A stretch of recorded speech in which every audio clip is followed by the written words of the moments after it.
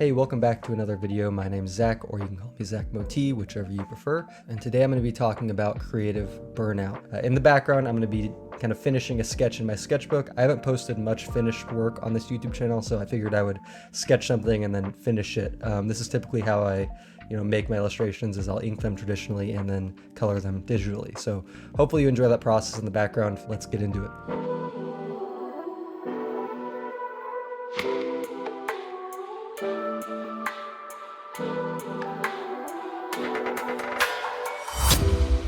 A lot of people say if you're creatively burnt out, just go take a break. And while that is a good thing to do, sometimes you want to create, or maybe you have a deadline depending who you are, or maybe you just want to really push yourself and figure out how to really harness your mental energy and create when you feel like you can't, I guess is the big picture thing here.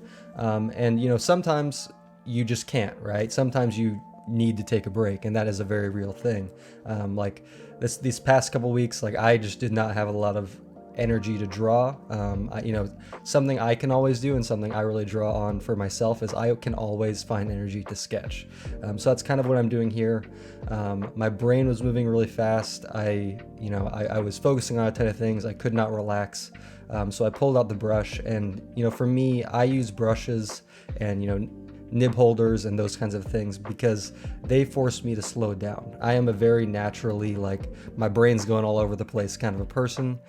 So I specifically chose these as my main mediums or tools to use because they make me slow down, and I feel that they make my work better. This is kind of the part of knowing yourself and that kind of a thing. So whenever I pick up these tools, for me, I know that it's time to create, it's time to slow down, it's time to kind of really focus that creative muscle and creative battery into a pinpoint spot and create. And I highly advise you find what that is for you. It probably won't be a brush. It might be sitting down with a cup of coffee. It might be more on your setup instead of the actual practice of drawing that you have. And you might, like I said already, you might just need to take breaks, and you might just not be able to do it, especially depending on what stage of your artistic journey you're at. I found when I was earlier on in my art journey, I definitely I just couldn't do it sometimes. I couldn't pull this out of me, and I couldn't complete any task if I was really creatively burnt. Now that I've gotten to a place where I feel like I can draw most things that I want to draw. I still struggle at certain points. I'm still obviously learning all that kind of stuff.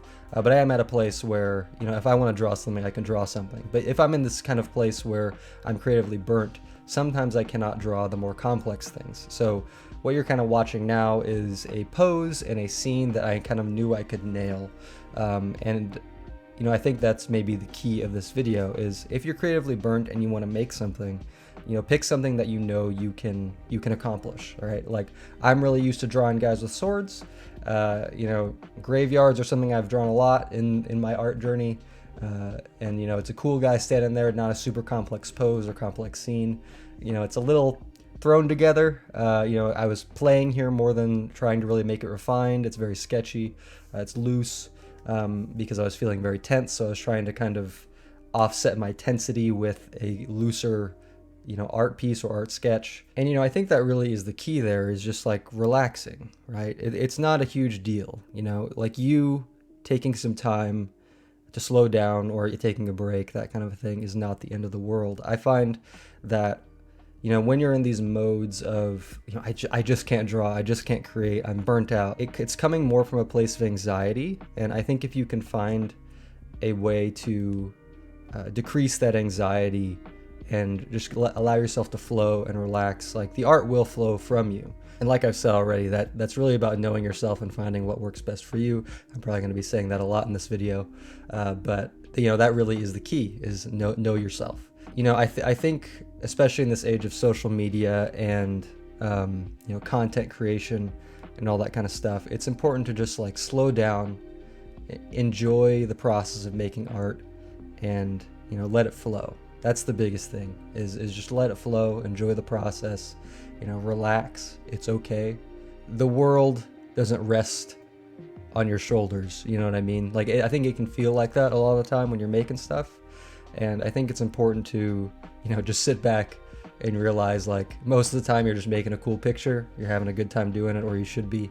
And that's what you really need to focus on, and not focus on this, that, and the other thing that's sitting in the background or weighing on your mind. Like maybe your boss yelled at you, or you had a busy day at work, or whatever it is. Really drawing that last little bit out of your creative battery, and really refining your process and your focus and that kind of a thing, is really about just enjoying yourself and just not setting limits.